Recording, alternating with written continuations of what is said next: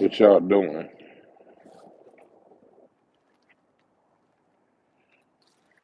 Shit. Let's see here. Who online? Who online? Who online? Who is online?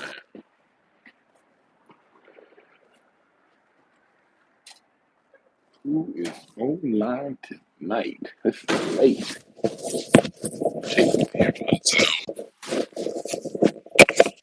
Up in the chat room. What you niggas talking about?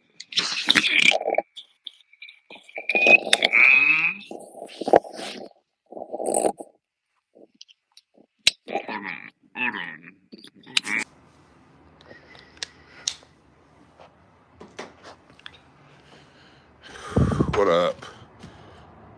What up, Smith? 11 Smith. What's up, Mickey Russell? What's up, Positive Influence?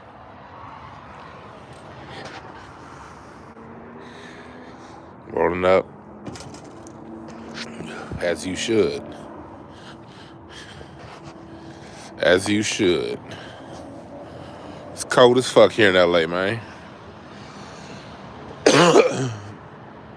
LA gonna be 38 degrees tomorrow night. I love hanging out outside. What's up, Chuck? You just finished smoking? Carlos says, shout out to the LA Dodgers. They ain't back in season till when? April? I love the Dodgers. I don't really fuck with baseball like that, but I fucks with the Dodgers because they LA. I fuck with anything LA except for the Angels and the Clippers.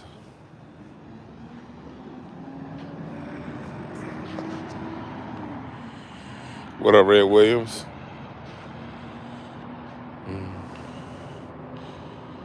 Thoughts on AB, Antonio Brown?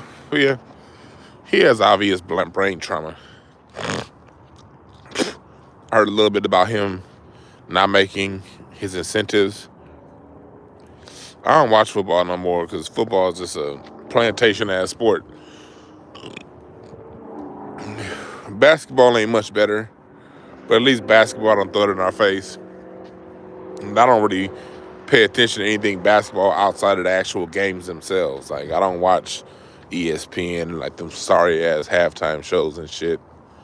I don't watch none of that bullshit. But the NFL is just a total broken-ass plantation, so I don't really fuck with it. I'm just seeing all these niggas over here talking about Antonio Brown. Look at him. He messed up the bag. He messed up the bag. Like, shut up. That's his bag. It ain't your shit. He did what he felt was right. And my thing is, okay, that's what he felt he needed to do. That's what he felt he needed to do. And if it's brain trauma, the NFL need to pay for it. And then after that, move back on to my life.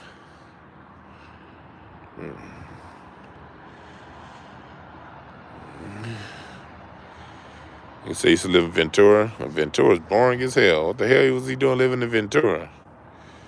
Shit, the only thing you can do in Ventura is go to L.A. Maybe Santa Barbara. The hell was he doing living in Ventura? What's up, Rob Trimple?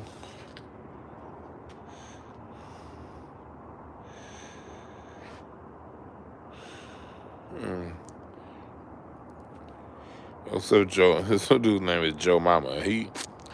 That nigga took a 90s joke and turned it into his profile name. What's up, Kenneth Berry?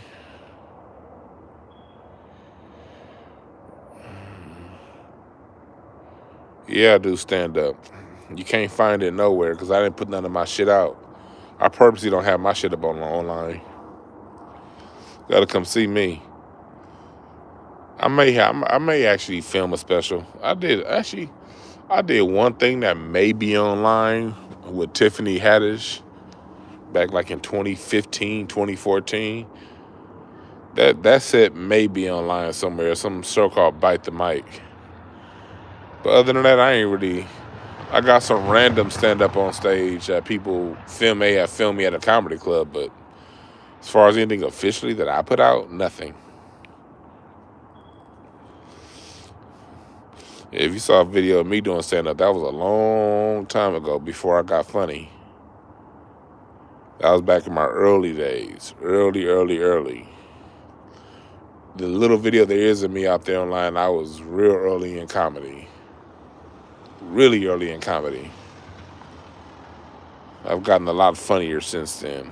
I appreciate that, BB Games.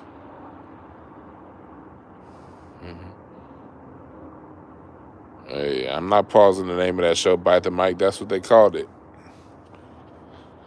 See, I don't do that pause shit. Y'all niggas better know I'm not no sissy shit. Anything I goddamn say got pause in parentheses. I don't pause a goddamn thing.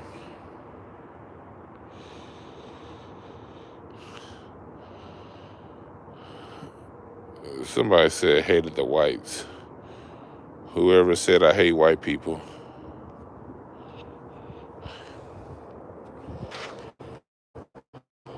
I have an issue with the system of injustice that prefers white over black. That white people get to do things, a system that allows white people to do that black things that put black people in prison for 200 fucking years. I hate that system, not individual white people. I'm not around enough white people to even hate them.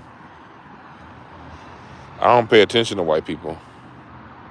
Honestly, I don't pay attention to them. They live their life, I live mine. I don't give a shit about the end of it. And I have a couple cool people, white folks I'm cool with. Couple. I'm from LA, so of course there's a couple white folks I'm cool with, but I don't hate nobody. I don't hate no Mexicans. I don't hate no Middle Easterners. I don't hate no gay people. I'm going to talk shit about them, of course, but hey, I talk shit about black people, and I love black people, so. What's up, Amir? My homie Amir's in the chat room. We go back to the 7th grade, me and Amir. Speaking of that, Amir, no. Yeah. I talk all kind of shit about immigrants.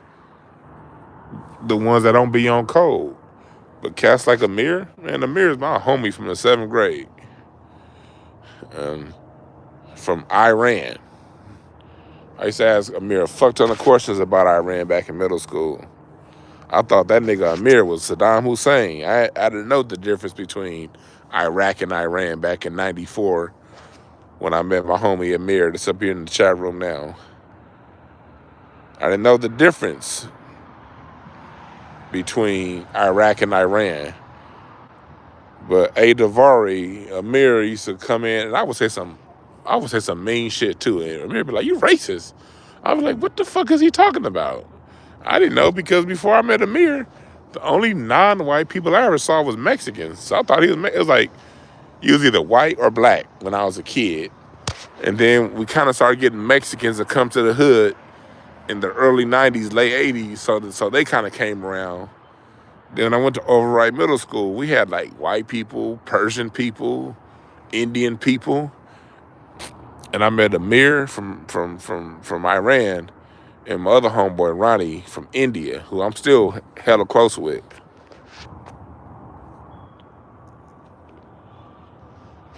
So you don't ever go around hating whole groups of people because of a system.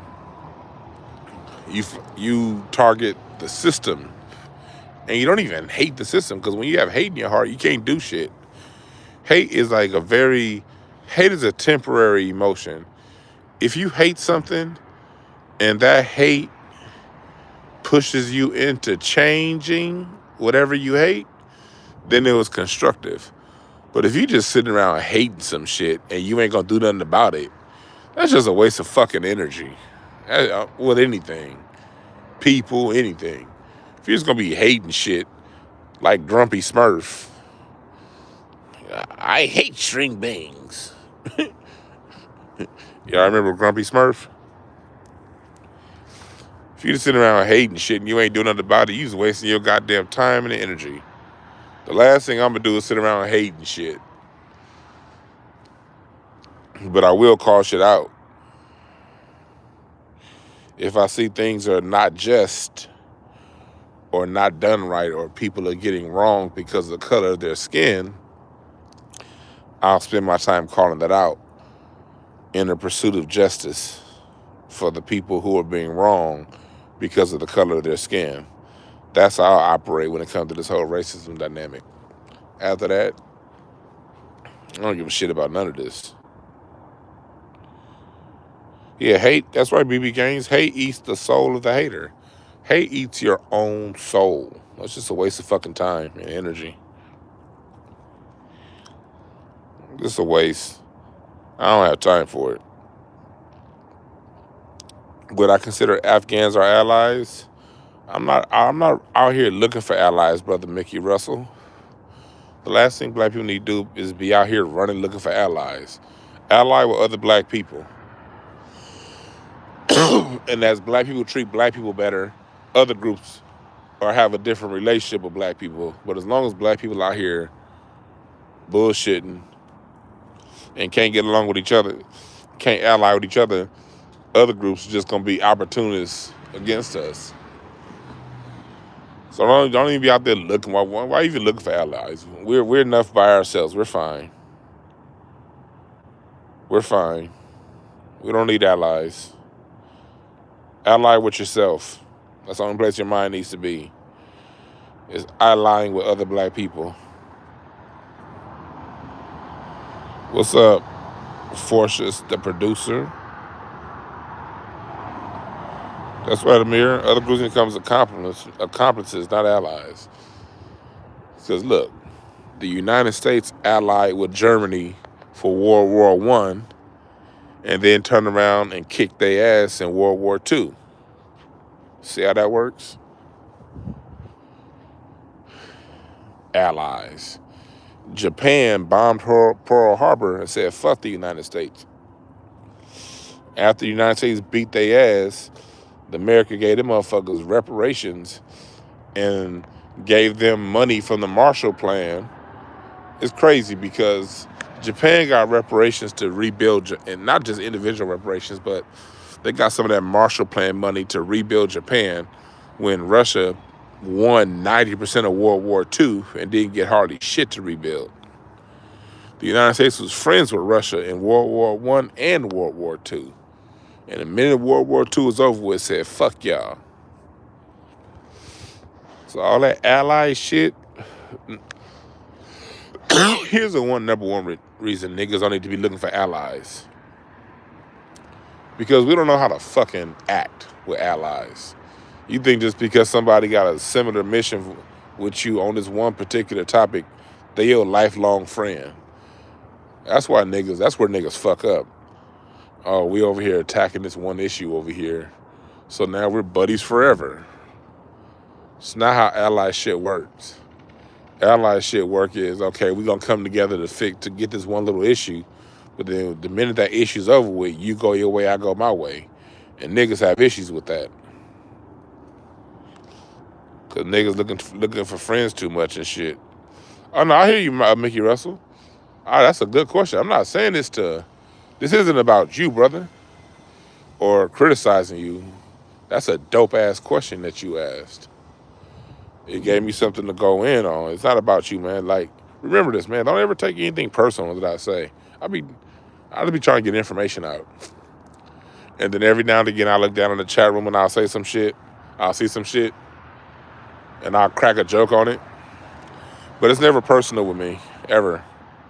I respect everybody that comes through here. I got love for all y'all.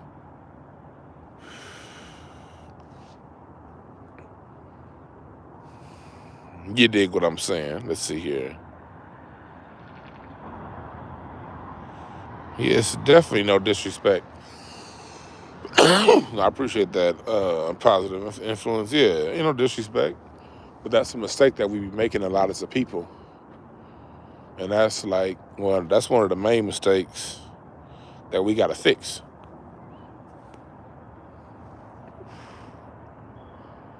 We got to fix that as a people. Because that's all it's about. We all live, we all fuck up. The thing is, when you fuck up, are you willing to fix it? Or are you going to sit around getting mad at other people for calling out your fuck ups? And we as black people, we end up getting mad at other people for calling on our fuck ups instead of just fixing it. But we're changing that shit little by little. I appreciate that, BB Games. What's up, Hexagon? Yeah, Hexagon. And any nigga with Hexagon in their goddamn profile picture, this nigga read chemistry books for fun.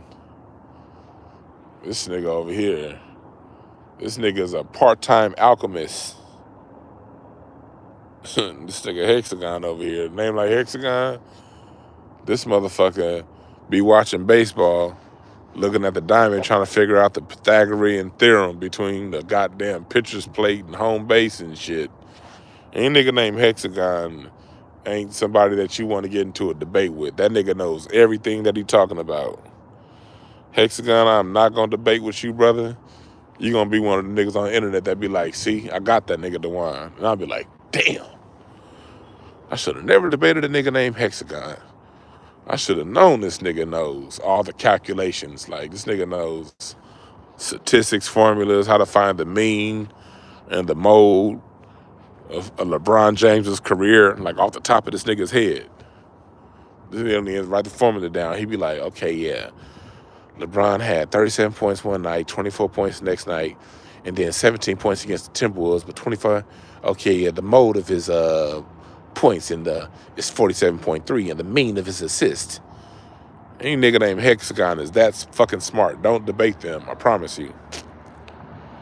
What's up, 100 Grand Los, Westchester High School?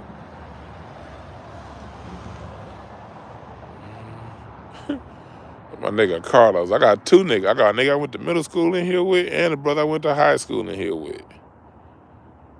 Shit. I just remember Carlos was a fast motherfucker on the track team. That nigga used to run his ass off. And I sit there and be looking, because my big ass, I ain't gonna do no goddamn. Track and field is always stupid to me. I'm not running across no fucking line. Now, I play basketball all goddamn day and football. But track and field, and the thing is, I love watching track and field. I never would participate in it, but track and field is one of my favorite sports to watch. This nigga Carlos was the goddamn male version of Allison Felix over here, outrunning every goddamn body.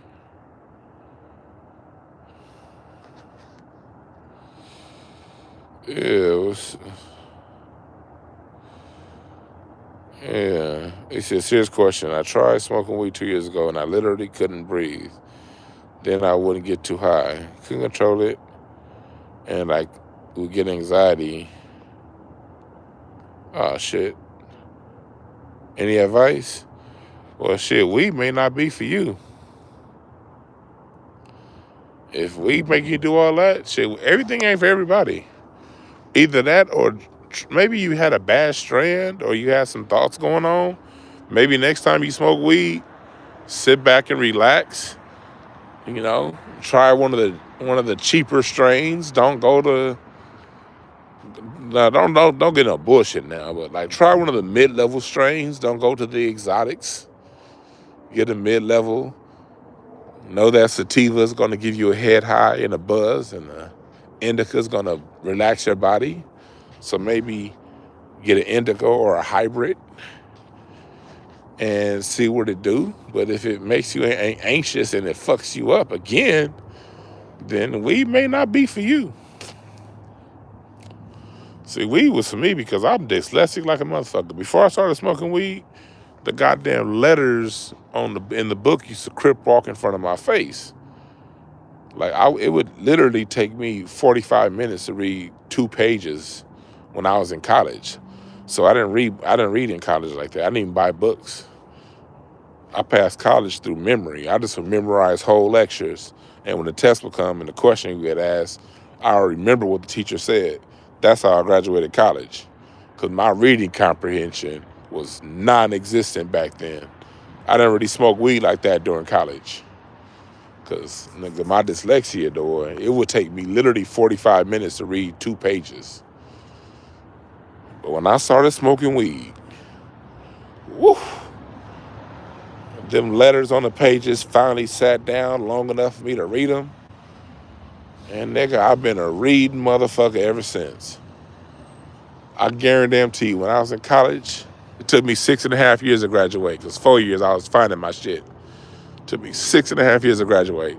I probably read a total of 60 pages in those 6 years of college. I wasn't reading shit. Like I said, I didn't even buy the books. Only math books. If it wasn't a math book, I didn't even buy it. I would memorize college. But since I've graduated college, shit. I remember this past January, I read like 9 books in the month of January. I've read hundreds of books since I've graduated college. And I think, well, shit, thousands now. But I thank the weed for that, because the weed let my dyslexia sit still long enough for me to see them fucking letters on the paper. So to each his own. What's up, Josh Hawkins?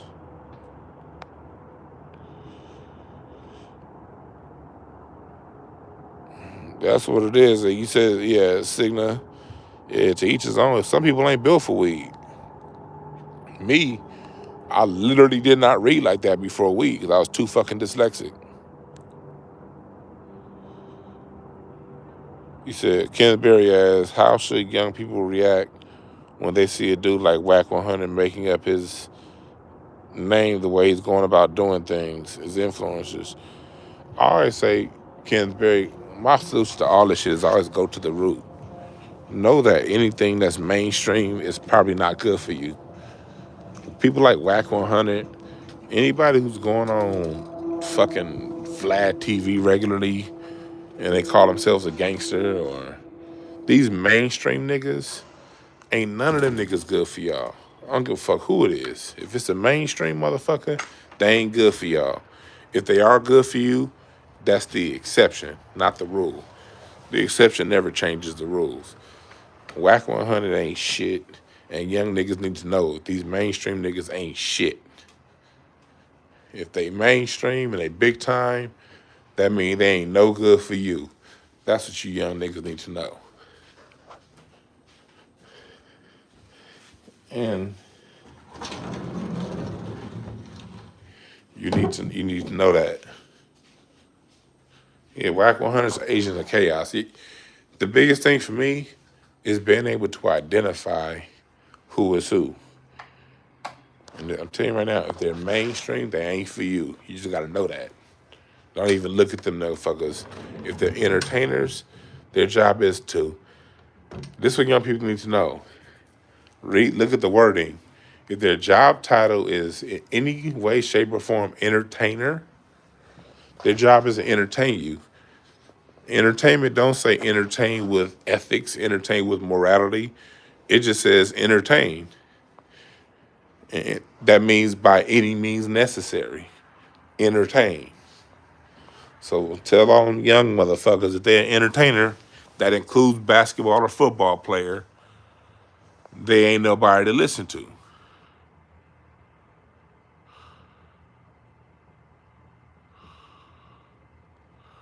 This nigga Nino Black said that he woke up to take his dog out that was dead. That's why he stopped smoking weed. What's up, Lovelace? I ain't seen you in a minute. Good seeing you in the chat room.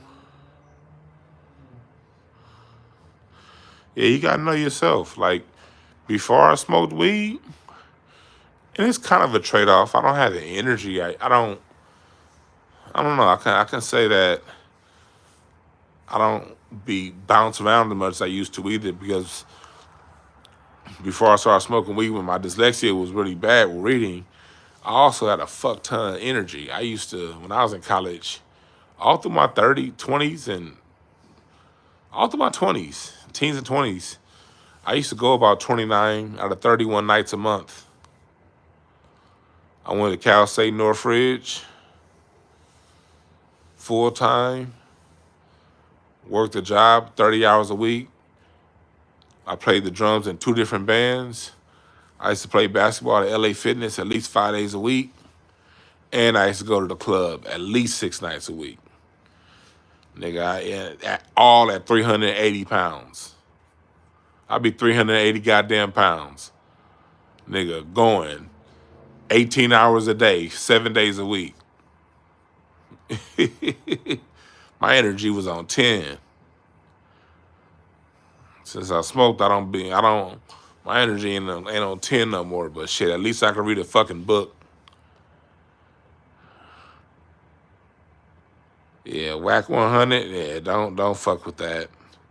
Like, people like Whack, I'm not gonna say names because I live here in LA, but y'all know the regular gangsters, quote unquote, that show up on Vlad TV. I think all them niggas is agents.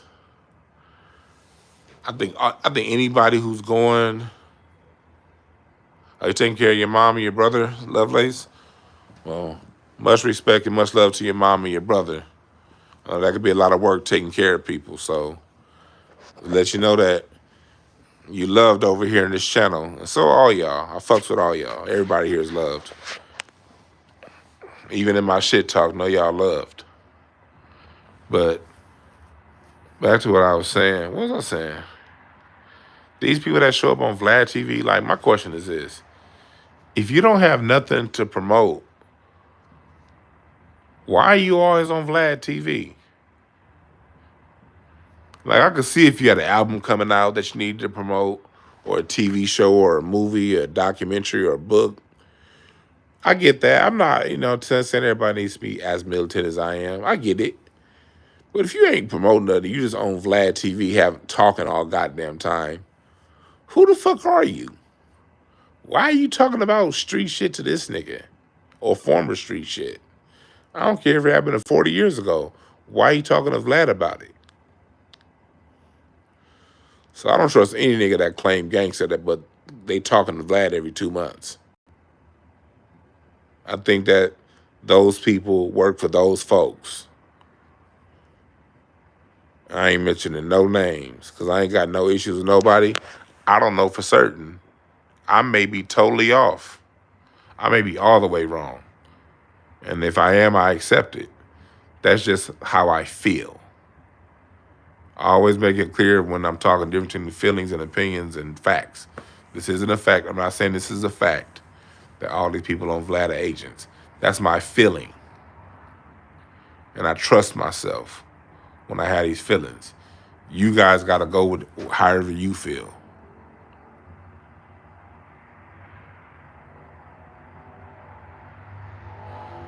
Somebody said flavored pickles? That sounds nasty as fuck. Yeah. Got pickles flavored like cotton candy or something?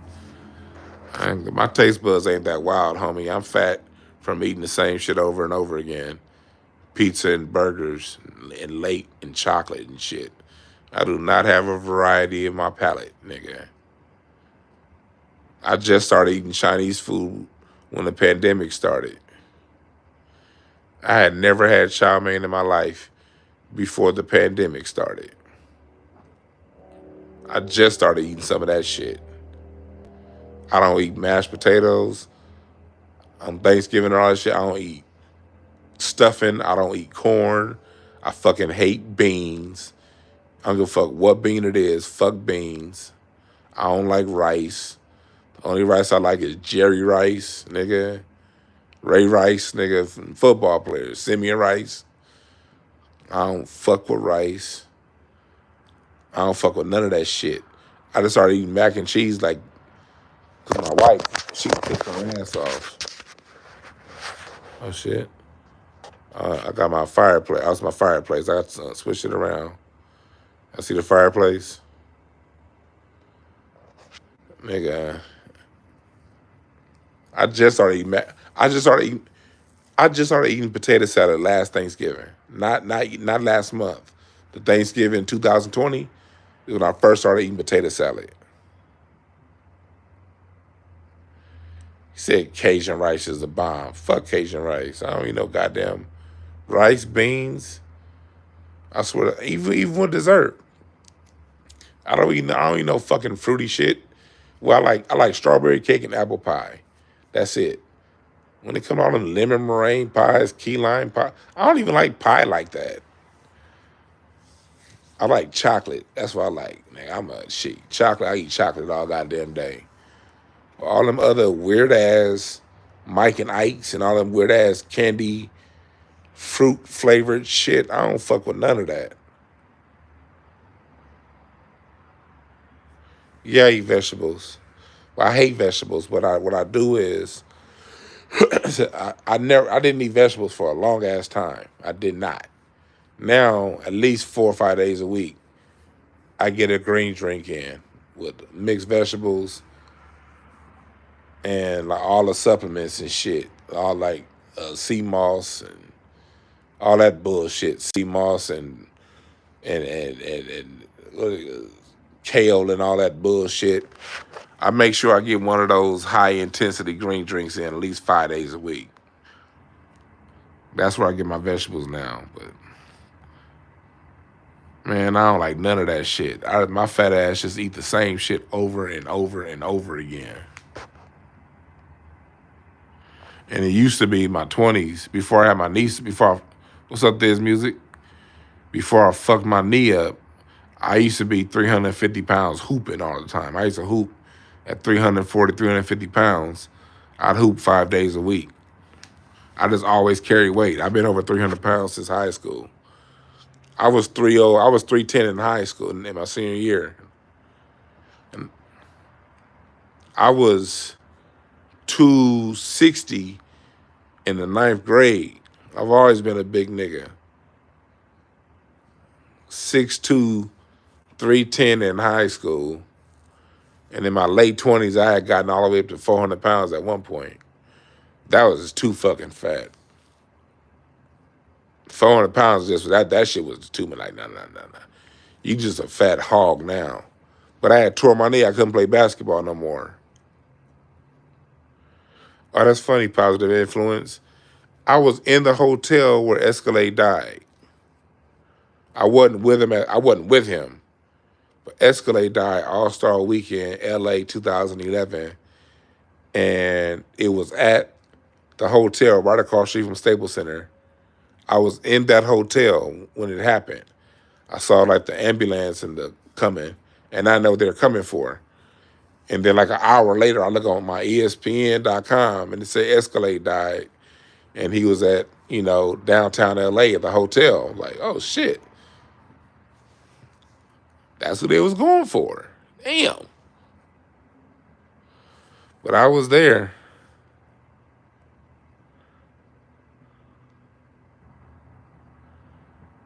See, I mean, ain't no black. Nah, I'm the opposite way. I've always carried weight. I was born like I've never been. You look at my childhood pictures. I've always been big. Like I was always the biggest kid in my class. But the thing that helped me survive was, you know how it is growing up in the hood. If you got two things, you all right. What's up, Amira? If you got two things in the hood, you all right. I had jokes and I could play basketball. So that kept niggas off my head. No matter how big I was better than most people at hoop. And I was definitely funnier than niggas, so I didn't get picked on as a fat dude. I could hoop and I had jokes, so nobody fucked with me. But I had 2 knee surgeries. And after that, what really fucked me up was I was playing basketball on a torn knee for 2 years before I sat down. And then when I went to get surgery, the goddamn insurance dropped me. This was 2006 before that Obamacare shit.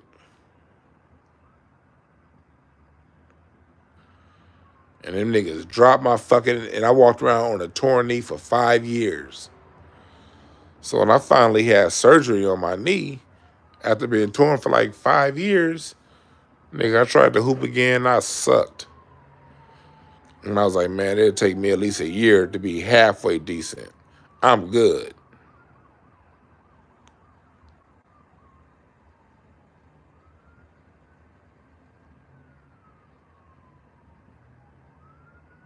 Let me see here. Yeah, Escalade was dope.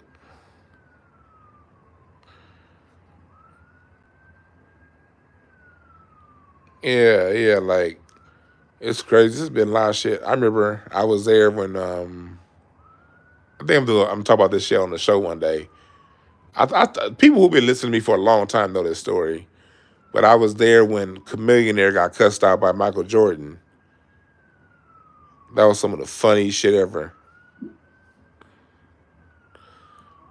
Every now and again, you'll look online and you'll see a story about Chameleonaire meeting Michael Jordan and Michael Jordan like cussing him out. Nigga, I was 10 feet from that when it happened. That was one of the funniest days of my life. And it was funny, I was there when Chameleonaire won Michael Jordan's jersey. Like, go online, right? Go on YouTube and look up the story.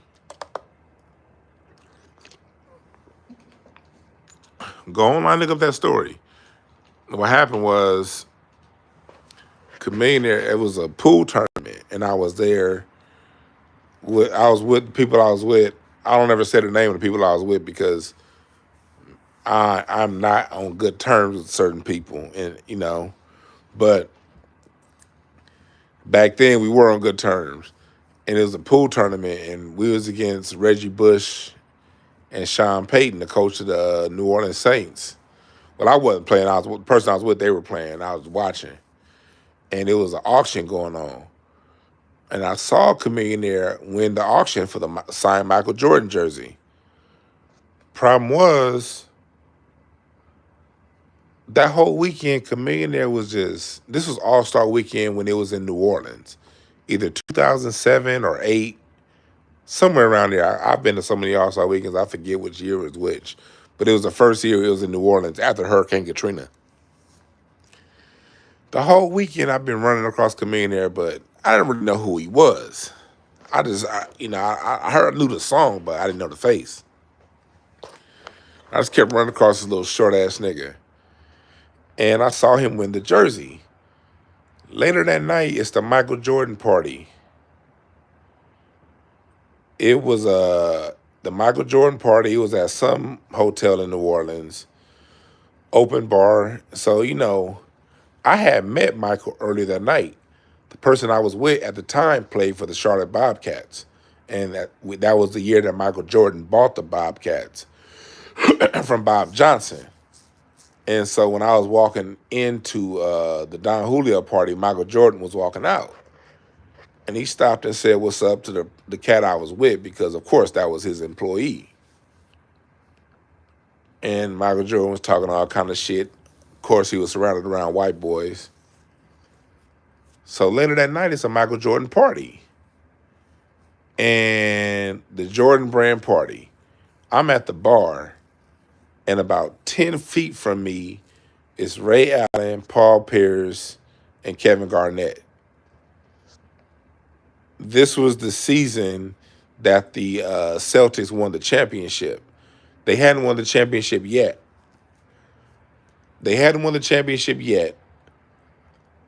But it was that season they were going to win the championship. We had the All-Star break. So the Celtics big three, they're all just kicking it together at the Michael Jordan party, along with Michael Jordan. And I see Michael talking, but I'm at the bar. I'm not in their conversation. I'm not even going to act like I know any of these niggas. I don't. I just watch them. Like, for me, I'm over here sitting, I grew up watching Michael Jordan, and I've always respected Paul Pierce, Ray Allen, and Kevin Garnett's game. So I'm kind of just sitting here looking like, man, these niggas going to win a champion. I'm a Laker fan. I want my Lakers to win. But I knew reality. I was like, these niggas is about to win the championship. So we sitting there, and I see them talking, and some little short nigga walk up. And it's the same nigga I've been seeing all weekend. Mind you, at the time, I still don't remember who he is. I just keep seeing the same nigga all weekend. And he's like, "Yo, MJ, man, I've been a fan my whole life. Can you sign my jersey?" MJ looks over at Paul Pierce and says, "Who the fuck is this nigga?" I kid you not. And Michael Jordan looked over at Paul Pierce and said, Who the fuck is this nigga? Paul Pierce, it was like in slow motion. He was like, no. You kind of saw, and Paul Pierce is kind of like, no, hey, no, no, no. And then I hear him say, hey, that's Chameleon there, man. He cool. Michael Jordan looked back at Paul Pierce and said, I don't give a fuck who this nigga is. Get him away from me. And this nigga Chameleon there walked away looking dejected. And I was at the bar killing myself laughing. Look, Facebook only lets you go back to 2009.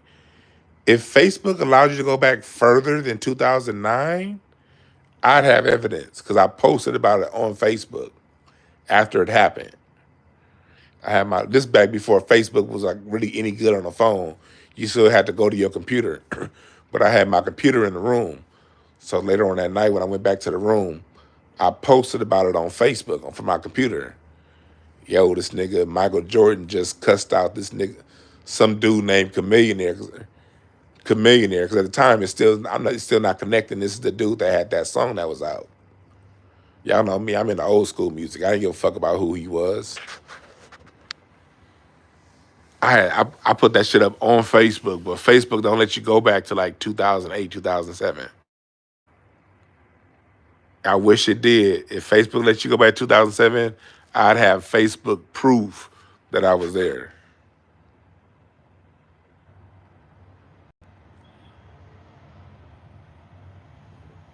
Well, this nigga Michael Jordan was like, who the fuck is this nigga? Get him away from me.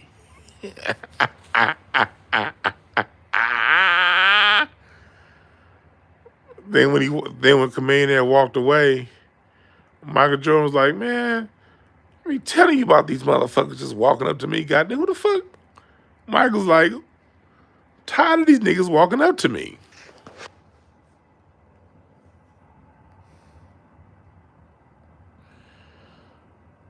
So when I saw Chameleon there put up that YouTube video about the whole interaction, he ain't lying. That's exactly how it happened. That's exactly how it happened. I was 10 feet from the whole incident. I have a whole nother life when it comes to the NBA and being around professional basketball. A lot of you niggas just got familiar with me in the last year from Craig Facts. And y'all just see some fat nigga in the seat running his mouth. No. My relationship with the NBA goes much deeper than that. But at the same time, I don't really talk about it much because that was another life ago. I'm a different person now. That was a whole different phase of my life. It was a very fun phase.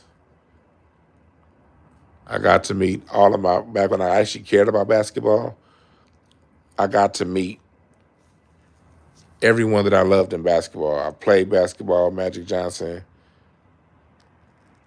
I appreciate the Cash App, David D. Lee. I hooped twice with Magic Johnson at Spectrum Club. I got to shake hands with Michael Jordan.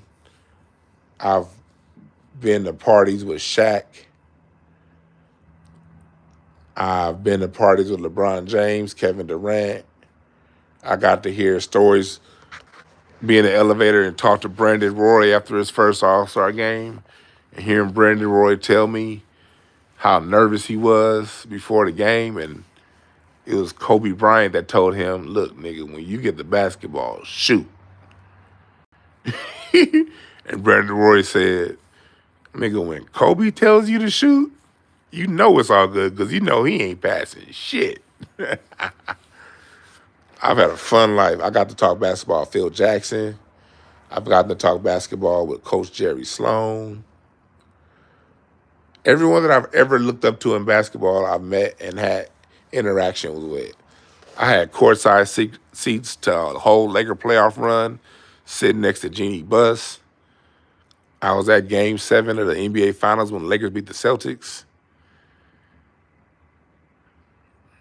I got a whole nother life that was not lived online because Instagram was around then, but it's a code. It's just a certain code that you live by when you're around that. You don't go around telling everybody's business. And I'm an LA nigga. One thing about LA niggas, we don't take pictures of everything. When you're around celebrities and people that are influential, you fucking put your phone in your pocket. You don't be out there taking pictures like no fucking goofball. That's not LA, nigga. LA niggas will never do that. LA niggas let so-called famous people be famous without putting out their phone and getting on Instagram and telling every fucking story. That's how we get down in LA. So most of my experience isn't tracked online because as an LA nigga, I'll never do that. But I laugh when people try to challenge me on my basketball information. Like, y'all don't know. You don't know.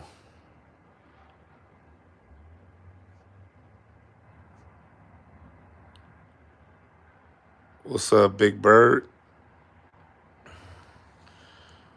Man, I appreciate everybody,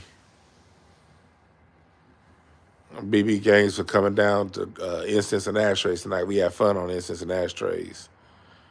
I'm gonna have that show up. I'm gonna have an episode of Instance and Ashtrays up in the morning.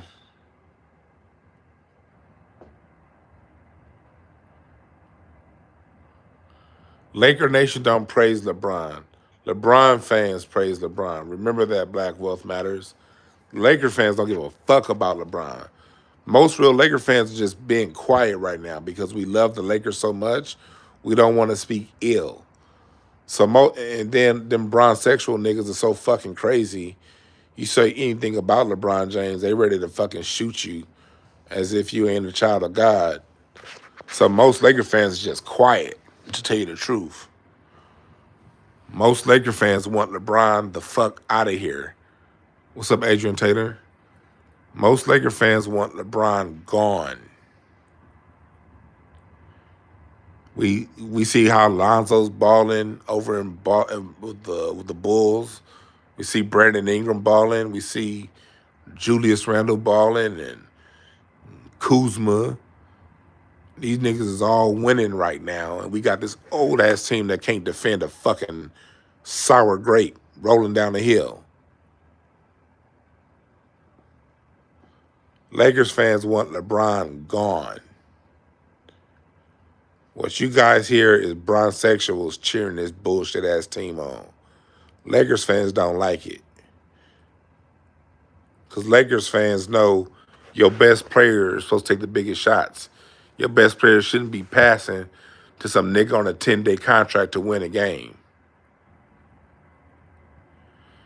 We saw Kobe bail us out so many times. And Magic, and Eddie Jones, and Nick Van Exel, and Shaq. It was the Pau Gasol. It was the best players. Best player didn't pass no fucking Malik Monk to win a goddamn game. Kobe only passed to one person to win games. Two people, Robert Horry and Derek Fisher. He trusted them two niggas, Robert Horry and Derek Fisher. That's who Kobe trusted.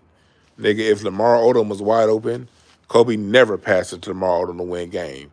Because we all know Lamar Odom wasn't going to make shit when the game was on the line. This nigga LeBron James want to pass the niggas on 10-day contracts to win games for us. Real Lakers fans don't respect it. I promise you that. Hell no, we don't love LeBron. Now we love the Lakers, and since it's two ways. It's two ways real Laker fans get down. Real Laker fans are like, LeBron's on the Lakers, so fuck it, I'ma love him because he's on the Lakers, and they kind of just bite their tongue and don't say nothing because he's a Laker. And the other ones, like me, be like, man, we don't fuck with this nigga, but we still Laker fans. We're the silent majority.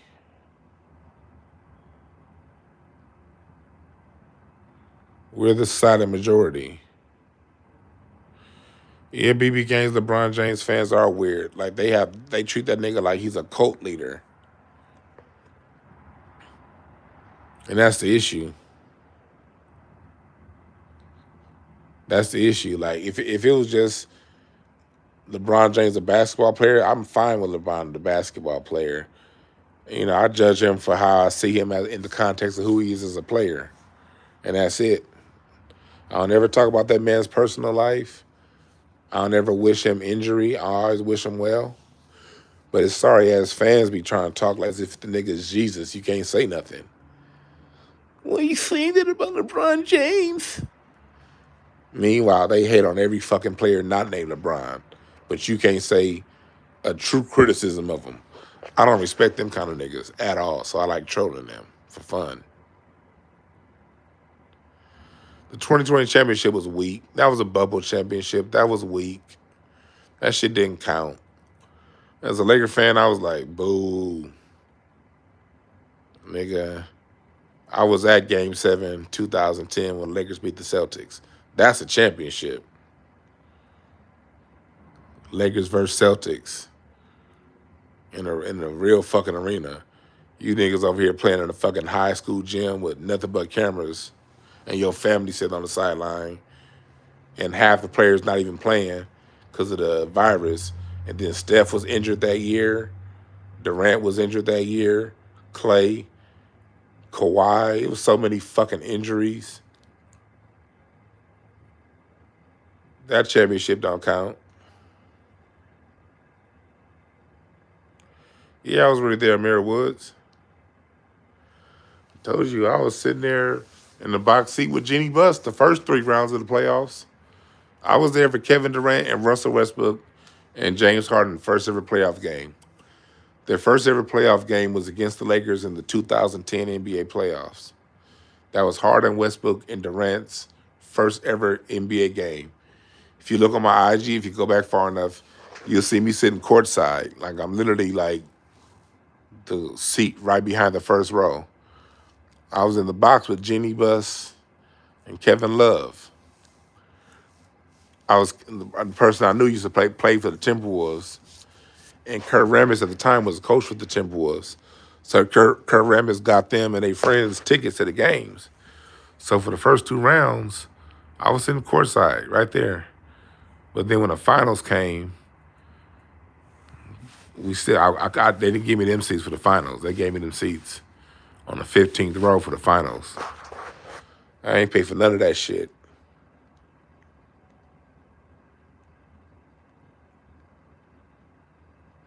That's it, Black Woman. I critique LeBron for basketball. His fans want to talk about his school. Oh, he's a good dad. Like, shut up. I don't give a fuck about no off court. Like, most of the niggas in the NBA are good dudes off the court. It's a few jerks. But I'm here to tell you, Carmelo Anthony, I met Carmelo. Carmelo's a nice person. Kevin Durant, when I met him, was a nice person. These are good people in the NBA. Most niggas in the NBA are good dudes. They just niggas that want to hoop. The NBA talk shit. These ESPN and all them bullshit ass shows talk shit about them. But most of these niggas are just nice dudes that's trying to make a living playing basketball. And the NBA want to make it seem as if one is greater than the other. No, most of the niggas is good dudes. I personally say that. Now NBA niggas are dumb than a motherfucker. You don't want to talk. You don't want to listen to NBA niggas give you advice. With they schedule, you 22. You think about it. You 22 years old. You have a game. Game is from 7:30 to 10. Then you got get on. You leave the arena by 10:30. By 11, you go straight to the airport to go to the next city you playing in. You get to the next city 4 or 5 in the morning. You have shoot around in the morning. You may land 4 in the morning, but you have a game the next day. You got shoot around at 12 in the afternoon. Go back to the house, to the hotel, take a rest. Game time, 7 o'clock local time. You leave, you're on the flight, and then you're off to the next city, and you may have a day break before you play another game. Question, are you reading the USA Today to find out what's going on with world events? Are you reading John Henry Clark? Or are you 24 years old with $1 million in a bank account What you doing when you get to that next city? You calling some bitch to fuck. Then when you done fucking, you gonna go to the club that night, maybe watch some video, get some shots in. Your greats like Kevin Durant, Kobe get about 1,000 jump shots again on an off day, and then you off to the next city.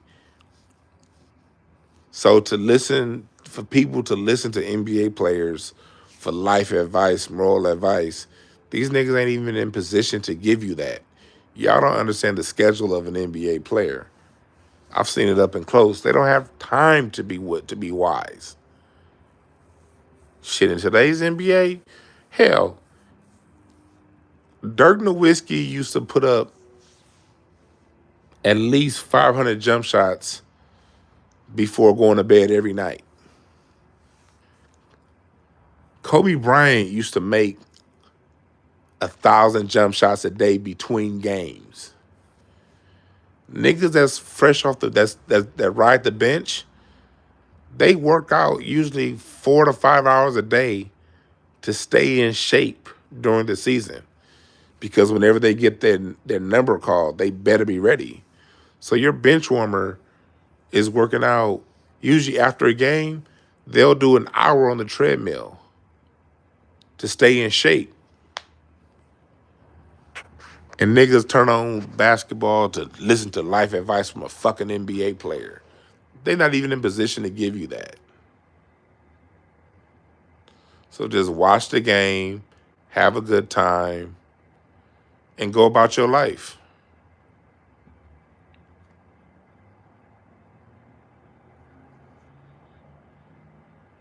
That's right. Even the conscious one, black, they hard be in the right place, but they don't have the knowledge. And I empathize because NBA players don't have the time to have the knowledge.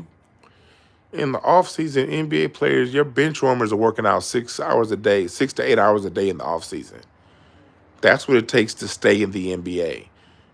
People don't understand how cutthroat the NBA is. It's only 2 niggas on the squad at a time with a contract more than 3 years long. Just look up and down your any NBA roster. It may be 2, maybe 3 people with a contract longer than 3 years.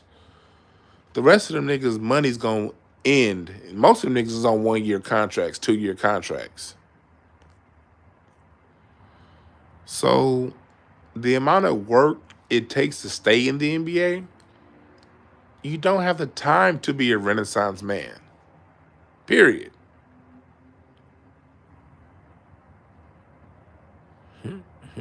Arthur Johnson said, "Coming there to shoot down there in Texas." He may be, but he was Michael Jordan's bitch that night I saw him. Hell yeah, Black Wealth Matters the league. Keep them niggas on a leash, boy. You better believe it. It's somebody that wants your job. If you ain't putting 6 to 8 hours a day into your craft, you're not going to stay in the NBA. That's why you see niggas get drafted second, third, and then 4 years later, they're no longer in the NBA. The niggas took their shit for granted and they didn't work out and improve their game in the offseason. Bye-bye. You gonna make the NBA, you better put in 6 to 8 hours a day of work. And during the season, if you riding that bench, you better put in another 2 hours a day on top of shoot around of strength and conditioning. Because if your number's called and you're not in shape, your number will never be called again, and you'll be playing in Australia next season. That's how cutthroat the NBA is. No, G League players don't work any harder than NBA players. No, nobody works harder than an NBA player. I promise you that. Nobody. A lot of niggas is in the G League because they don't work hard enough. Your bottom half of NBA players can be replaced with the top half of the G League of any other team of any other league in the world. The thing that keeps the bottom half of the NBA in the NBA is their work ethic. If you're not putting up 500 jumpers a day, if you're not making 1,000 free throws, you're not going to stay in the NBA. That's one thing people do. The people like to big up these other stuff. Like you be with the Shanghai Sharks if they don't be right, Nino Black. Yeah, people like to big up other stuff. Like the lesser, man, they play harder in college. No, they don't play harder in college. No, they do not. When you're not that good, see, the thing is, when you're really good, people who are really good at what they do make it look easy. Like Steph Curry makes shooting look easy. Giannis makes playing both sides of the court look easy. It's not easy. In college, it's a whole bunch of huffing and puffing. Motherfuckers, of course they run real hard because the coach got a system. When you get tired, tap out, we'll sub you out and get someone else in. Shit, in the NBA, you can't be doing all that extra shit. You better play smart in the NBA. NBA is cerebral. College, you could do a whole bunch of dumb shit because the game is a hell of a lot more less cerebrally complicated.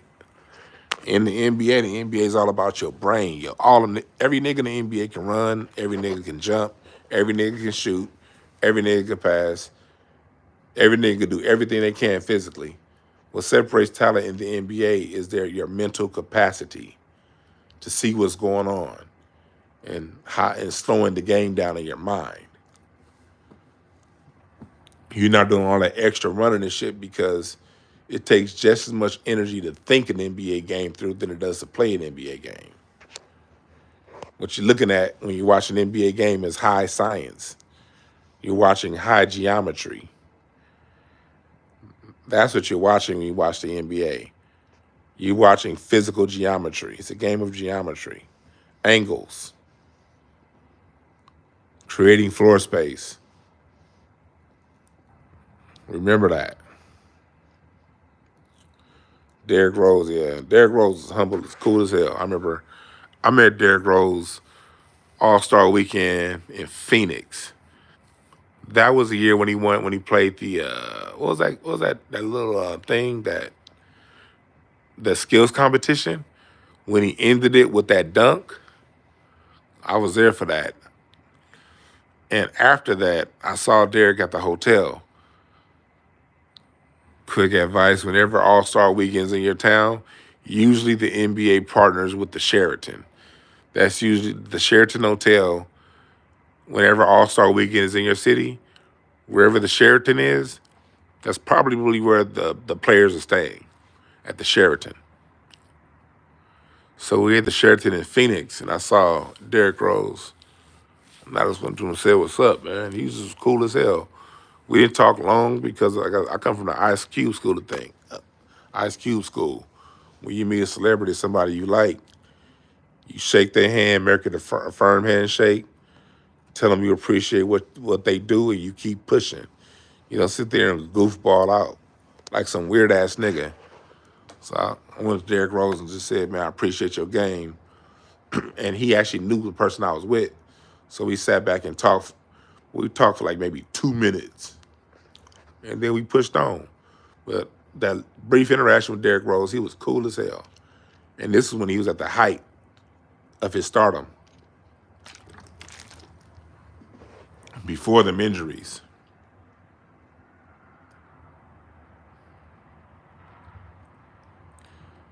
What's up, Goran Buther? Bluther? I said Buther. I bet you get that a lot. Bluther. Yeah, Derrick Rose it was hard to see what happened to him, man. Because you knew Derrick Rose had it. I think Derrick Rose would have disrupted a couple of the Miami Heat championships, I'll tell you that much. If Derrick Rose is healthy in 2012, 13, even though the Heat had that super team, that Bulls squad had defense. Only thing they needed was D Rose's superstardom. If they had that, Miami wouldn't have gone to the finals 4 straight times. To hear that goddamn much.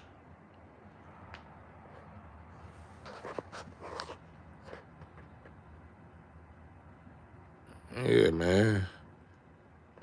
Derrick Rose was he was more athletic than Westbrook and 10 times smarter. Westbrook is good now, but Westbrook has zero basketball IQ and no reliable shot. That's a bad combination. You don't have a reliable shot and your basketball IQ is low. This nigga Derrick Rose could actually shoot and he had a high basketball IQ. That's what made him better than Westbrook. Y'all see that fire going? Still got that Christmas shit up. Gotta take that shit down. Shit, I had a wife take that down. I ain't doing shit.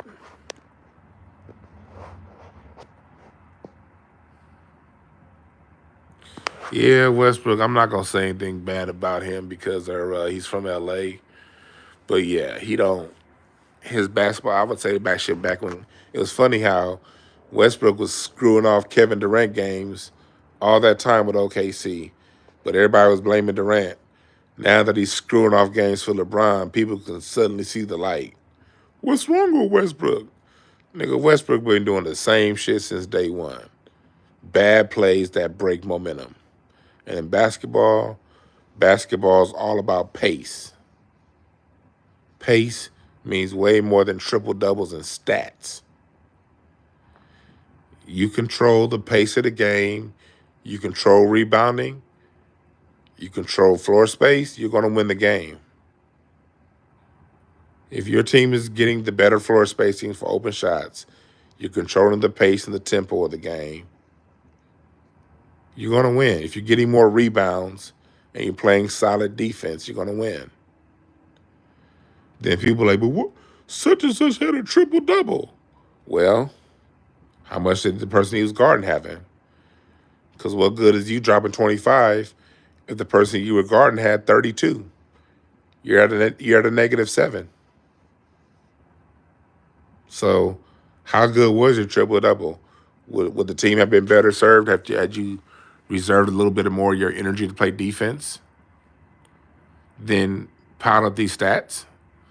That's what real basketball is about.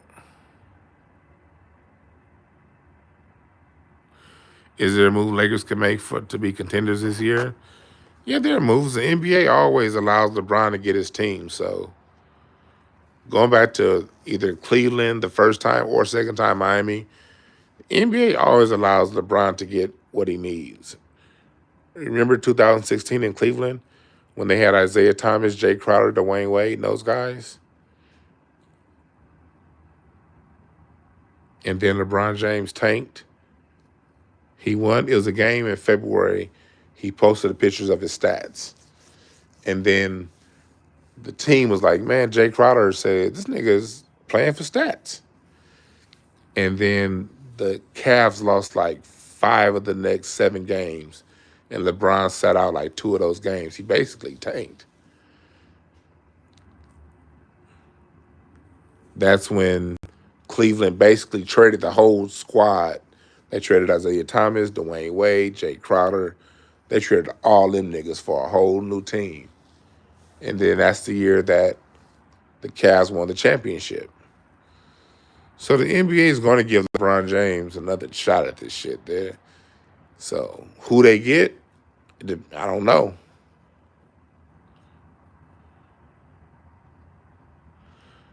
I don't know. But they will give LeBron another shot at this. The NBA seems to be tilted that way. Because this is the same NBA that wouldn't let Kobe get Chris Paul. He says Brian gonna finish that Malcolm X biography. Ha! What's up, Knowledge Born? Yeah, if OKC traded Westbrook and kept Harden, hell yeah. OKC will be sitting on 3 championships right now, if not 4 or 5. But at least 3. If they keep Harden and Durant and get rid of Westbrook, trade Westbrook for 2 knockdown shooters. Who was great shooters at the time in 2013? If in 2013 you trade Westbrook and you get a shooter, like people don't understand how important Shane Battier was for LeBron in Miami. Not only was he a knockdown shooter, he was an A-level defender. Players like Shane Battier, players like Bruce Bowen back in the day. People don't understand how important cats like that are to championship teams. Superstar players need wing guys that defend the other team's best player and hit open jump shots. Hell, if OKC had anybody other than Andre Roberson as shooting guard, they probably still would have won a championship in 2016. But Roberson couldn't shoot for shit. They was running a triangle defense on Kevin Durant every play down court. Because you could just sag off whoever Roberson was guarding and Kendrick Perkins. We tripling Kevin Durant with whoever's on Kendrick Perkins and Roberson.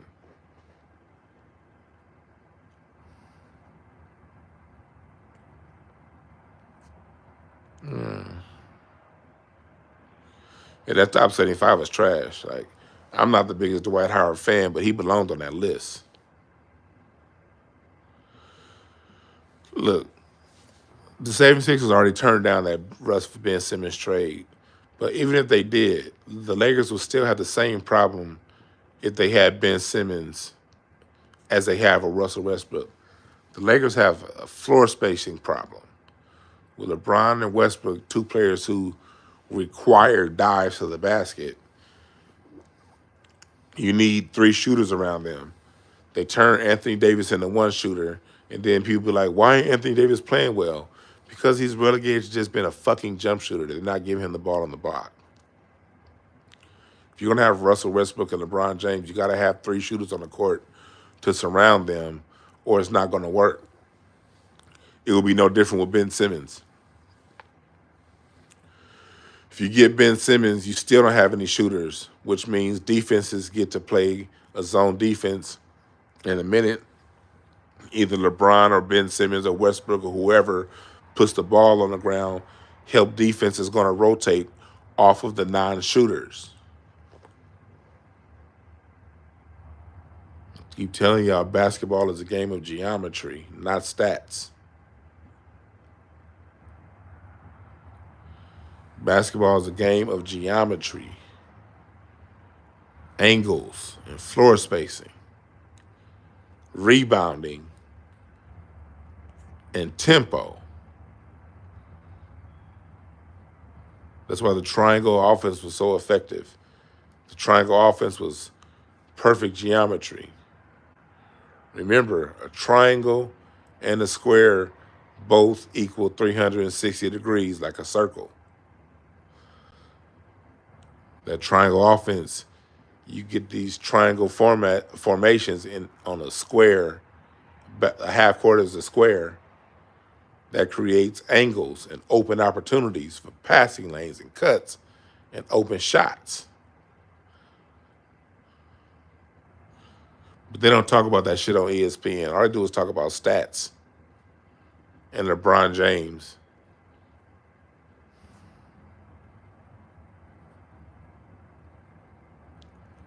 Where would I send Russ? I don't know. You may just need wherever you send Russ, you're not going to get equal value. You're going to take a loss. I think the Lakers need to blow the whole fucking team up. Get rid of Russ and LeBron. Trade them for shooters and draft picks. And start this shit back over from the draft. Because no team that has a championship level player, whether that championship level player be, the only player you can get for LeBron will probably be, if the Nets are tired of Kyrie, you might be able to trade LeBron for Kyrie.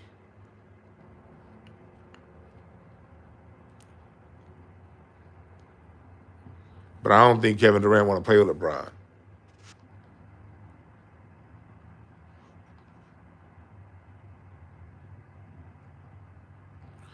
Now, LeBron ain't the first player with a painted hairline. That should go to Carlos Boozer. LeBron's the first superstar to paint a hairline, but that first painted hairline shit, Carlos Boozer.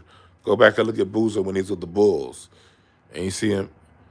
Yeah, I think he was painting his hairline on when he was still with the Jazz. What's up, Star? Yeah, Nino Black. Yeah, you got to give Boozer the award for first painted on hairline.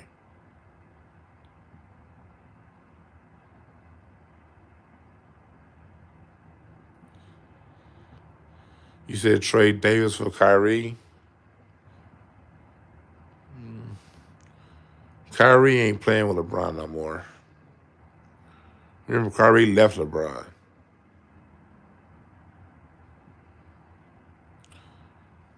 Yeah, Lakers gotta blow this shit up. Lakers gotta blow this shit up.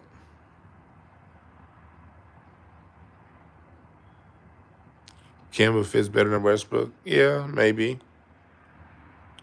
But who is Kemba going to defend? Lakers still have a defense issue. I remember Lakers' biggest issue is defense. You can't be as old as the Lakers and trying to outscore everybody. The Lakers be trying to outscore everybody.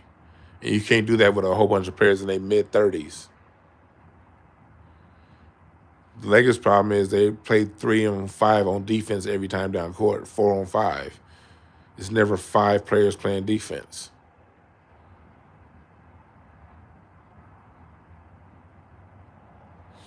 Is there any hope for Zion Williamson? Man, that nigga looking bigger and bigger, man. Shit, Boozer didn't mess up leaving Cleveland. Boozer had a good thing in Utah. Boozer and Darren Williams, shit, that was a good combination. Remember that year they beat Yao in Houston? And nigga, Boozer and Darren Williams was a dope ass point guard power forward combination. But when Darren Williams left, that fucked everything up.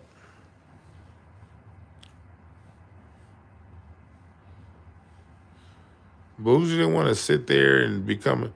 If Boozer stayed with Cleveland, he would have had to become a corner 3-point shooter because that's what LeBron's teammates need. LeBron needs corner 3-point shooters. And Boozer's game was 20 feet and in. That was Boozer's game. Boozer wasn't willing to change his game up, and I don't blame him.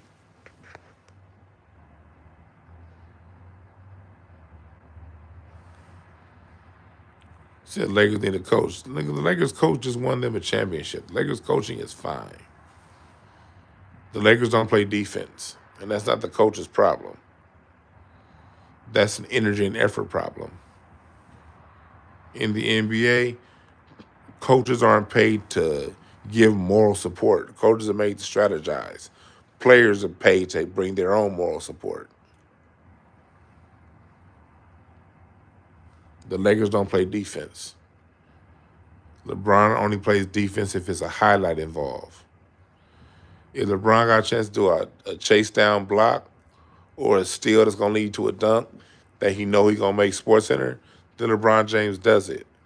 But if it's just a basic rotation, LeBron doesn't rotate. He's very slow in his defensive rotations. So when you have 4 players playing defense and Russell Westbrook can't keep nobody in front of him, so them other 3 niggas play hard-ass defense, the superstar refuses to play defense, and Westbrook can't play defense, gonna lose. That's not on the coach. That's on the GM for putting that fucking team together.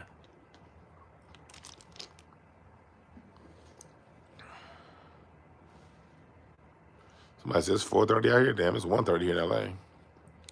Yeah, Russell for Mike Conley can work. Mike Conley's a really good point guard. I love Mike Conley as a point guard.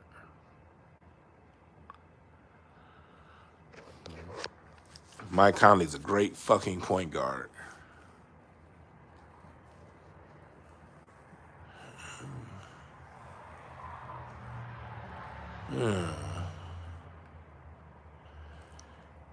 LeBron's coaches always get blamed. LeBron runs his own offense. It don't matter what the coach said. LeBron's gonna run the LeBron. So I'm not blaming the coach.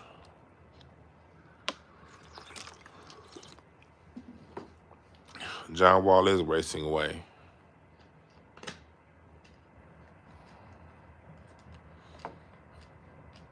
Yeah, Kuzma's a good player. Kuzma is a type player that needs a rhythm. So if LeBron's gonna be on your team, he has to control the ball, and he relegates everyone else to a corner jump shooter. And some people's game is never just gonna be corner jump shooter. That was Kyle Kuzma. So he doesn't look good with LeBron because in order to play around LeBron, you got to be a corner shooter. Kuzma's not a corner shooter. Kuzma's a rhythm player. He needs to have rhythm to get his offense going.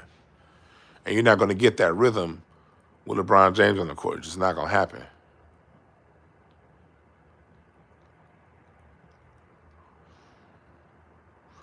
Do we ever see a player coach again? They'd have to change the rules. You can't be player coach anymore. The rules don't allow it. If they allow the rules to change, then yeah, we'll probably see one.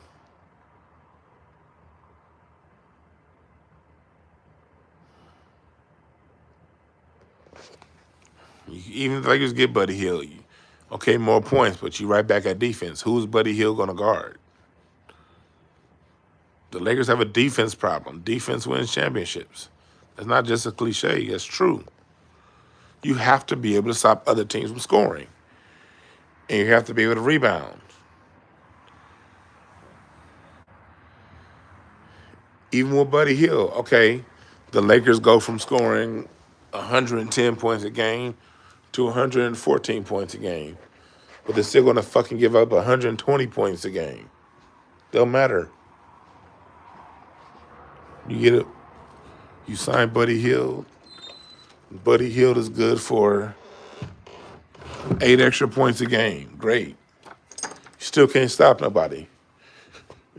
Now, instead of losing 110 to 105, you're losing 125 to 121, but you're still losing.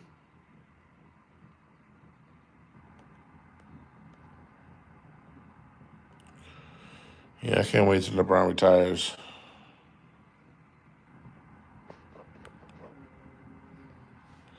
Cold than a motherfucker. Shit. I love this goddamn fireplace. I burned this motherfucker all winter. LA cold as hell right now.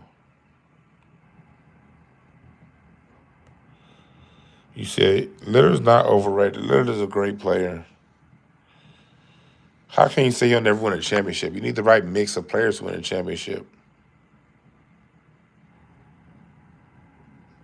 LeBron is never NBA championship. You're never going to win with one player. And McCollum is a sometime All-Star, not even a real. Hell, LeBron would have never won a championship had he never teamed with Dwayne Wade. So if you give Damian Lillard somebody as good as Dwayne Wade, if you put Damian Lillard on a team with Devin Booker and fucking Kevin Durant, or put him on a team with Devin Booker and Giannis, or put him on a team with Ben Simmons and goddamn Kevin Durant, he'll win multiple championships. Championships are all about the teams, the players around you. If you're around the right talent, you can win a championship. Any of those top 15 players. Any top 15 player, if you put the right pieces around them, they're probably going to win the championship. At least one.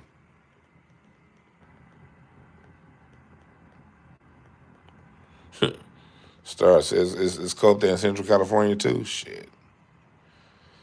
Cold as fuck in LA, man. I don't know. I don't blame Damian Lillard for trying to get traded. They had Lamar. I think if they kept LaMarcus Aldridge, that team and then maybe got another wing shooter, that team could have contended for a championship. But that Blazers team ain't no good. You put Damian Lillard around the right talent, he'll be a champion too.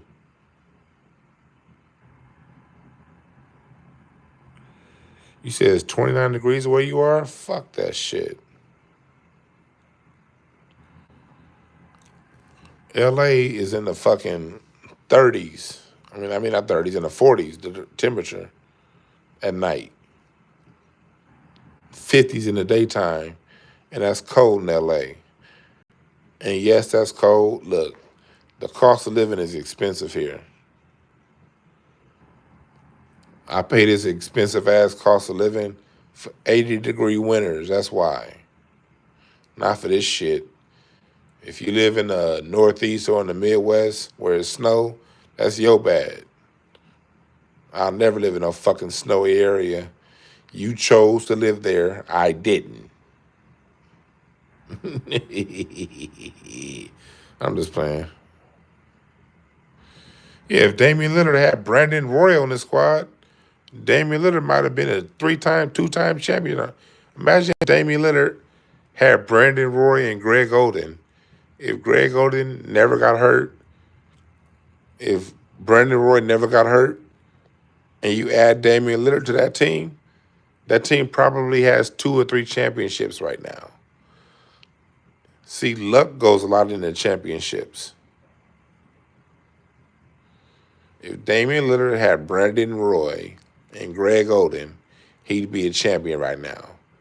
If Carmelo Anthony got drafted by the Detroit Pistons, instead of the Pistons drafting sorry-ass Darko Milicic, had they drafted Carmelo Anthony probably would have won 3 championships his first 3 seasons in the NBA. Because he came in the league ready. A lot of that shit's luck.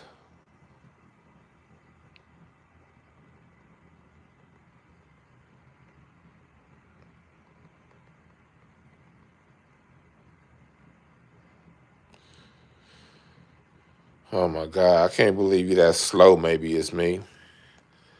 You said all that time from Brandon Roy till now. You know Damian Lillard is like in his 9th season in the NBA, right? 8th or 9th season. You do know that Damian Lillard was in the NBA in 2015, 2014. You do know he could have won back then, right? Just because I'm mentioning those other players, I'm not saying for 2021. I said Damian Lillard would have won 2 or 3 championships. Greg Oden would have been in his 5th year during Brandon Roy's 2nd year. During Brandon Roy's 4th year and Damian Lillard's rookie year. They could have all won championships 7 years ago. Chill. God damn, man.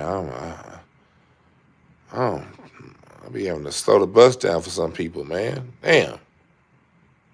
You're right, Nino Black. You're right. Just ignore them. This person wasn't in there. Like, nigga, do you know how long these niggas have been playing? Shit, that first year, when was that year that Damian Lillard hit that game-winning 3 over Houston to take them out of the playoffs? What was that, 2016? That would have been Greg Oden's 9th season. That would have been Brandon Roy's 8th season. And Lillard's, 4th season? You don't think they could have won a championship that year? And this nigga talking about, this 2021. God damn.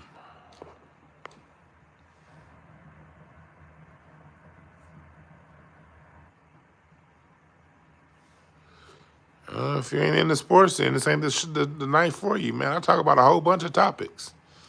Every night I talk about a new topic, that new topic ain't gonna be for everybody. I get it.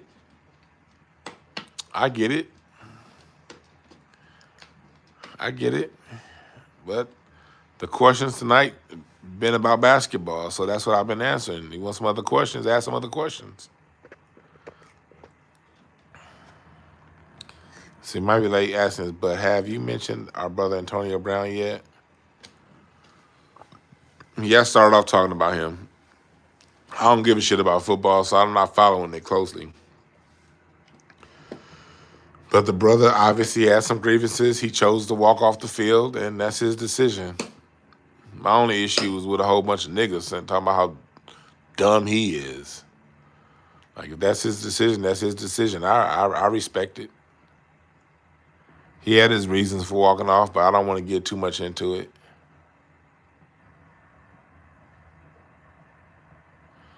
Yeah, Antonio Brown could very well have CTE. Remember, because during this prime, that's when I used to actually watch football. Antonio Brown was known for having the courage to come across the middle. When the Steelers won that Super Bowl, Antonio Brown would have no issue coming across the middle. And he got walloped plenty of times coming across the middle, catching the ball. So I have no doubts Antonio Brown has CTE. I just wish the best for that brother. Other than that, I don't give a fuck about no football. What trades do I expect before the trade deadline? See, I ain't as into basketball as I used to be. I used to be one of them cats that knew every player, the bench player, who fit where. Since I don't watch none of them sports shows, I kind of don't really know. I just watch games.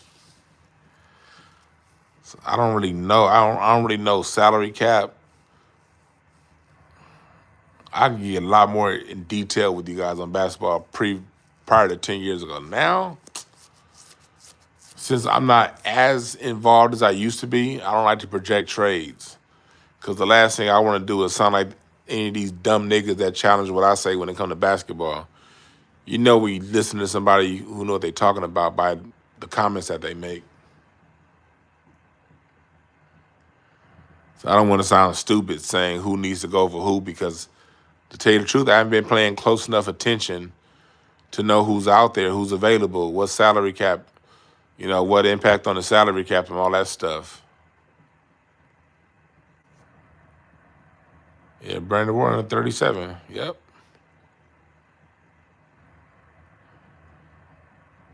Yeah, so let's see here. What else y'all talking about? I don't pay attention to Jake Paul or none of that stuff. That exhibition boxing, I like real boxing. I don't know, that whole Jake Paul thing, I don't give it any. All that shit is fake. Hell, real boxing is fake half the time. Canelo Alvarez, that's some fake shit. That's a fake ass. If I've ever seen a fake undisputed, that's that Canelo shit. But real boxing's bad enough. I really don't give any attention to no goddamn Jake Paul, nigga. Chris, only Paul like is Chris Paul, nigga. That's it. And he pissing me off half the time.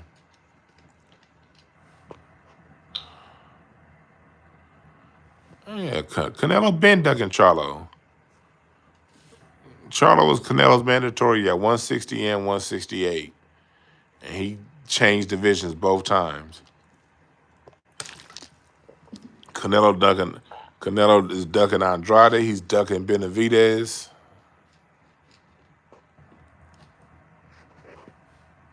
Benavidez was a WBC champion at 168. Canelo said that he didn't care about fighting for the title at 168 for the WBC. And then Benavidez loses the title on the scale. Now Canelo's interested. And then the WBC allowed Canelo to choose his opponent for that vacated title. And then who did? Was it? Was it Avin Yildirim? There was a fight before the Yildirim fight.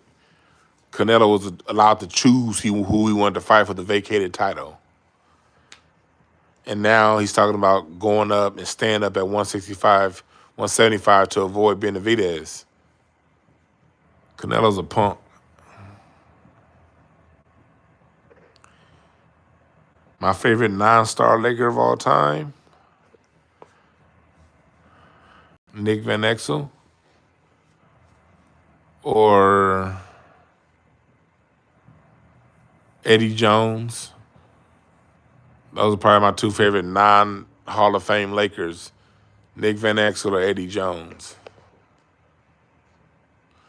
What time is it in Cali? If you're on the East Coast, subtract 3 hours. If you're Central Time, subtract 2. If you're Mountain Time, subtract 1. That's what time it is here in LA.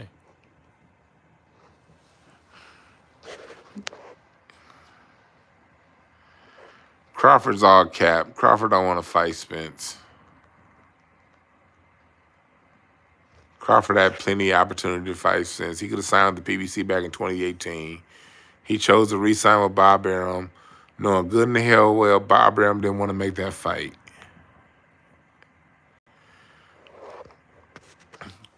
Nick Young, I remember Nick Young when he was in high school. He used to come to LA Fitness and hoop with us. Jordan Farmar, hell no. I remember when Jordan Farmar got drafted by the Lakers. I was mad as hell because I didn't like Jordan Farmar at UCLA. I never liked his game, so when he was on the Lakers, I was pissed. Because that 2006-06 UCLA championship squad, I was with that team that whole season. I used to kick it with a couple cats on that team. And every now and again, if y'all follow me on Instagram, it's cats from that squad that interact with me regularly on IG. So I was around Jordan Farmar that year, and I never liked his game. Nice dude. No issues with him as a person. But I just remember when the Lakers drafted him, being like, fuck. Luke Walton, hell no. I like Rick Fox. Glenn Rice is another one of my non-Hall of Fame favorite Lakers. Trevor Ariza, he went to Westchester High School with me. I remember Trev. I was a senior and he was in 9th grade. And one of the cats I used to train him, Alex, used to tell me, look out for him. I didn't. Well, Ariza went to high school. My high school, Westchester, put out like 20 niggas in the NBA around that time.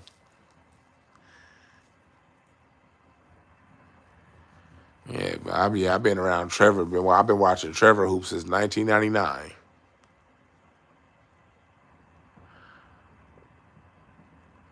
That nigga Sam Perkins looked like D'Angelo with allergies. Sam Perkins looked like D'Angelo with a bad sinus infection.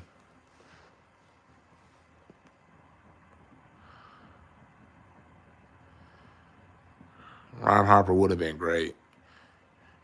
That leg fucked him up. That goddamn microfracture surgery.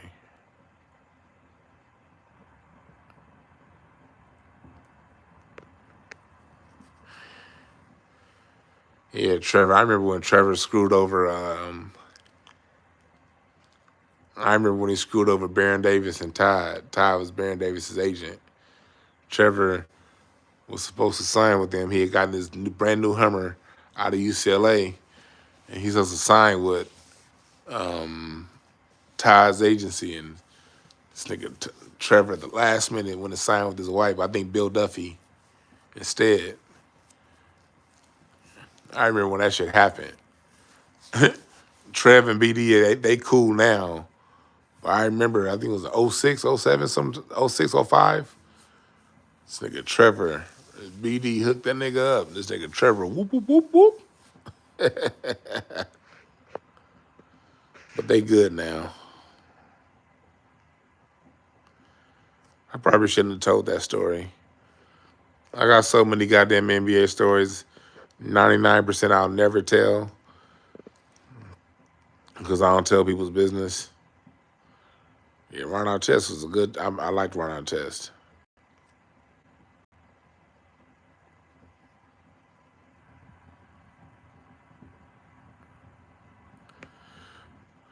I mean, who's R. Todd?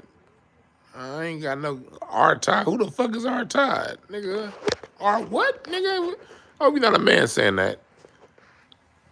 Oh, you mean Todd from Craig Facts? Nah, nigga, Todd from Craig Facts ain't no NBA agent. Hell no, I ain't talking about him. I'm talking about his NBA agent. I probably said too many names to begin with. I don't like telling stories like that. So I'm glad you guys don't know what Todd I'm talking about. I'm not going to clarify. I'm glad y'all don't know who I'm talking about.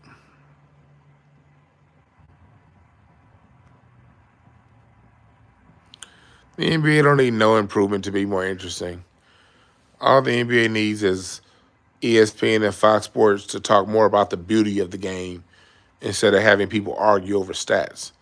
The reason why the NBA is not that interesting now is because they have all you guys looking at stats and bullshit and niggas that need the NBA ESPN got niggas who couldn't pass math 101 talking about stats. Like, nigga, leave the stats alone and watch the game. Basketball is beautiful. It don't need no improvement.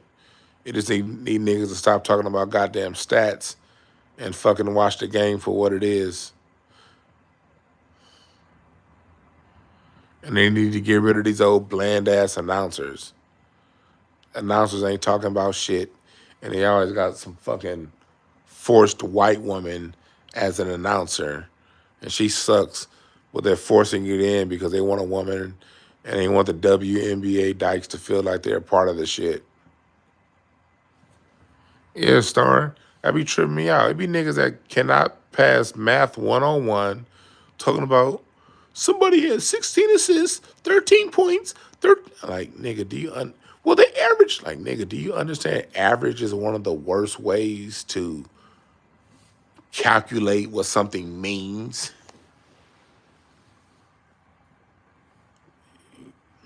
What about the mean? What about the mode? What's the range? You need so many numbers that need to be put together in order for you to make sense. You can't make sense off of any fucking averages. And anybody who halfway knows statistics understands this. So they even try to make a statistical argument over 3 stats when there are literally dozens of stats that need to be compiled if you want to have any sort of clue what's going on. That makes the game not fun. Go back to watching basketball the way we watched it as kids. Oh, did you see such and such break such and such ankles? Oh, such and such dunked on such and such. Ooh, what about that spin move such and such hit that nigga with? Go back to watching basketball for that reason, it'll be fun again. But while niggas is talking about, Russell Westbrook had a triple-double and blah, blah, blah. Oh, that's not fun.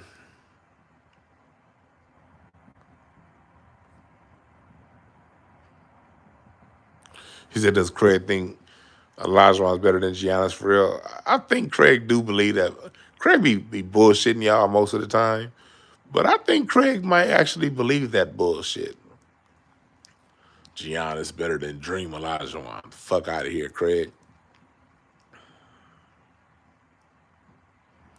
Look, the NBA brought in analytics for these fucking lawyers to continue getting jobs in the NBA.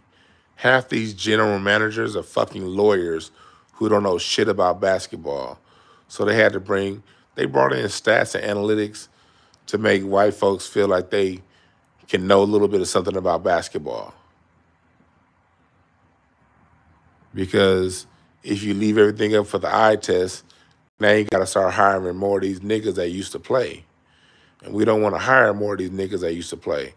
We want to keep giving the jobs to our Jewish and our white pals. So we're going to wrap the game around analytics so these people who don't know basketball can understand what they're looking at. And then they try to sell that bullshit to y'all. The people could have rejected it, but the people didn't reject it. The people accepted it because niggas accept anything white folks throw their direction. I personally never accepted it. I remember that when it started to happen.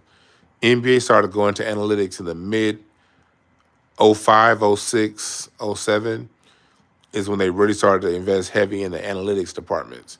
And the same with ESPN when they hired that guy, John Hollinger.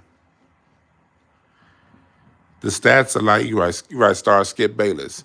Stats allow people like Skip Bayless who don't know shit about basketball to talk basketball because they can just throw numbers at you. Nick Wright and all these fucking jackasses on ESPN. They don't know a fucking thing about the game. but it keeps them employed when they can talk stats.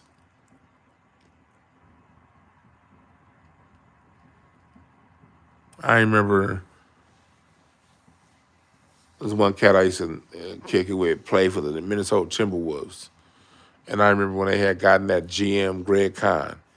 And Greg Kahn had a chance to draft Steph Curry. He had 2 picks. I think he had pick number 4 and 5. And he drafted Ricky Rubio and fucking Johnny Flynn. And then later on drafted Ty Lawson. The white dude drafted 3 point guards in the first round. 2 of those point guards he drafted, he could have picked up Steph Curry, but didn't. Why? Because he was a fucking lawyer who was getting taught analytics, had no eye for basketball. So the Minnesota Timberwolves missed out on a once-in-a-generation talent because they were looking at fucking analytics, not basketball.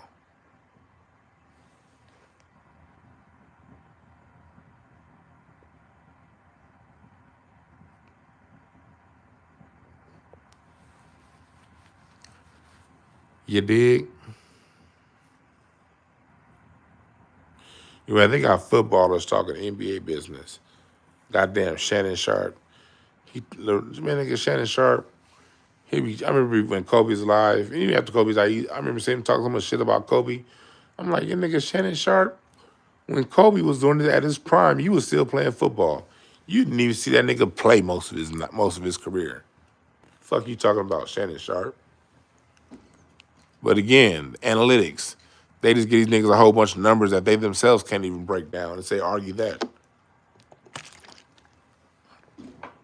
That's what analytics is for.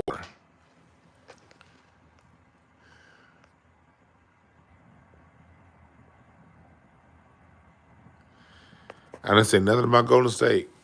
You see, he refused to work off of Golden State, but what did Golden State do? They still drafted him. Minnesota could have drafted Steph Curry. There is no to be fair. I'm not gonna be fair. This is basketball. We talking basketball. We ain't talking about the civil rights movement, nigga. Niggas talking something to be fair. We ain't talking about freedom, justice, and equality. We talking basketball. We don't need to be fair. Just sports, nigga. It's just sports. The Timberwolves needed a point guard, and they took Johnny Flynn because of the run that he had with Syracuse, and they took Ricky Rubio because the NBA, especially back in the 2000s, they loved looking for Europeans. Any European that was halfway good, they made a big deal about. Ricky Rubio back in 2008, 2009 when he was drafted, he was supposed to be the white savior. Nigga, Ricky Rubio was supposed to be like the white Magic Johnson back then. He had been playing pro ball since he was 14 in Spain. He was on the national team with Pau Gasol and Marc Gasol. Spain had just given Team USA a run for his money in the 2008 Chinese Olympics. The numbers said draft him. Anybody with an eye for talent knew Steph Curry was going to be a dog. Now, I can't say we knew Steph Curry was going to be this great, but we knew he was going to be a dog.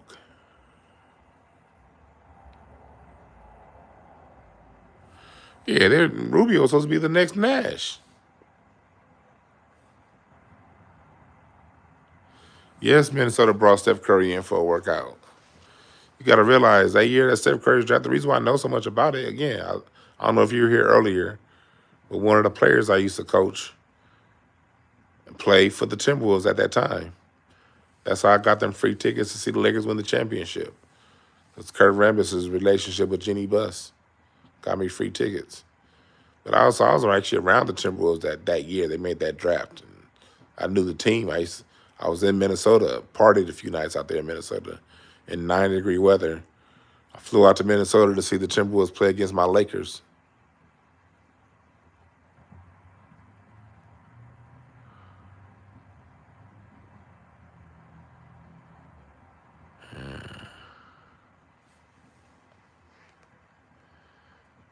Yeah, so. Yeah, Ricky Rubio just got hurt again.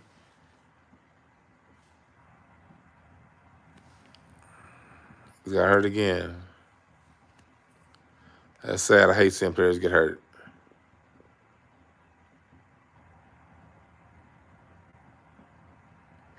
Yeah, the Kevin Love days. Yep.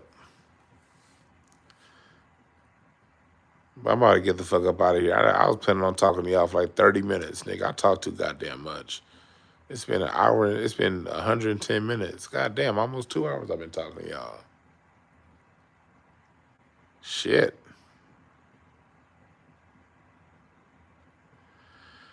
But my Mixcloud incense and ashtrays is gonna be up in the morning.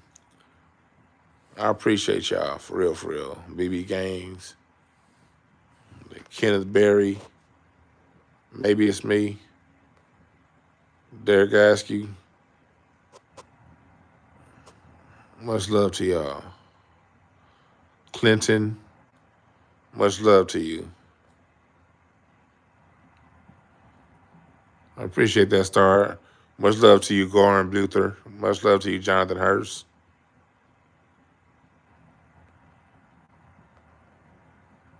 Much love, Frank White. Peace to y'all. Derek Askew, peace to you too, my brother. Y'all have a good one.